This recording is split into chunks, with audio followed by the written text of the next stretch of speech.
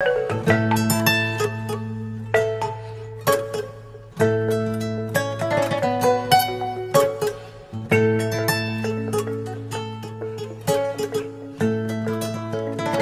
forces et faiblesses du fonds Force Covid-19 ont été diagnostiquées par la société civile lors d'un atelier de partage et de réflexion. C'est un exercice important parce que ça permet de mettre autour de la table l'ensemble des initiatives qui ont eu à s'interroger sur comment ces fonds ont été gérés, leur destination et la manière dont ça a pu améliorer ou non le vécu de nos concitoyens. L'exercice auquel nous sommes prêtés aujourd'hui est un exercice très intéressant et important, un exercice de redevabilité du fonds Covid-19. La société civile qui est réunie aujourd'hui ici est dans ce cadre-là pour permettre de savoir comment est-ce que ce fonds quand même qui est dont le montant est extraordinairement élevé, comment cela a été géré de façon générale et surtout d'interroger le processus. Les questions politiques électorales occupent certes une place assez importante dans le débat public, mais le dialogue sur les ressources budgétaires qui appartiennent à l'État s'installe davantage dans les pratiques des organisations non gouvernementales qui jouent un rôle assez important dans l'information, la sensibilisation des citoyens,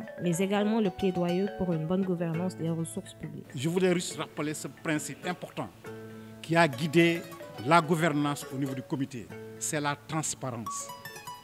La transparence et la reddition des comptes. C'est sur la reddition des comptes qui consiste à vérifier si véritablement ces fonds publics qui ont été mobilisés ont été efficacement dépensés dans l'intérêt des populations et pour faire face à cette pandémie. La reddition des comptes favorise la restauration de la confiance du peuple et le civisme fiscal. Une conviction exprimée par Moundiaye Cissé, directeur exécutif de l'ONG 3D. On doit fonctionner comme ça au Sénégal. Qu'on n'ait pas peur de la reddition des comptes.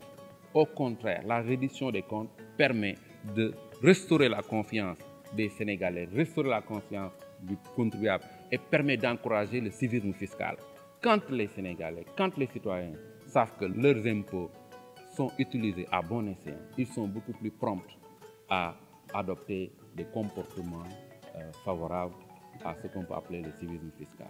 Par ailleurs, des faiblesses ont été révélées dans la gestion de ce fonds. Travailler sur 1000 milliards, ça va être 1000 milliards, 1000 problèmes et 1000 questions. Les doublons, on en a connu au niveau local, au niveau des territoires, parce que quelque part, le registre national uniquement qui a été élaboré n'a pas manqué peut-être de faire créer des doublons ici et là. Mais ça, c'est des dysfonctionnements qu'on a notés en toute objectivité et nous les avons partagés.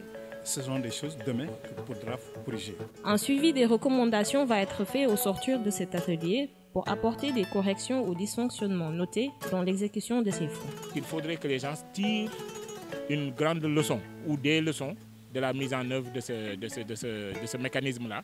La problématique de l'impact d'évaluation, on ne peut pas l'apercevoir en un an d'exercice. C'est pourquoi je suggère fortement qu'il y ait des équipes, la société civile, le secteur privé, les élus locaux, le gouvernement, dans le cadre d'une action synergique, identifier les meilleurs indicateurs possibles pour faire un plan d'action important pour que véritablement, au sortir de cet exercice, tirer les meilleures leçons possibles. Le comité Force Covid-19, son travail ne doit pas rester dans les tiroirs.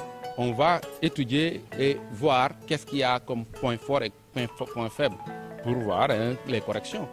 On est en fond dans cet exercice-là. D'autres dialogues sur d'autres thématiques vont être lancés, rassure Malène Amadounian, directeur pays International Budget Partnership, IBP. Ces dialogues vont être lancés sur la question de l'assainissement, notamment avec le plan Orsec qu'on annonce. D'autres dialogues vont également être lancés sur la question de la gestion de la protection sociale. Et nous pensons que contextuellement, il était important de commencer par celui-ci. Et ce que nous voyons nous encourage à penser à lancer encore d'autres échanges, d'autres interactions avec tous les acteurs encore pour qu'au Sénégal, de plus en plus, le débat budgétaire puisse servir aux Sénégalais, où qu'ils soient, quel qu'ils soient, quelle que soit la langue dans laquelle ils parlent et quelle que soit la région ou le département dans lequel ces Sénégalais sont.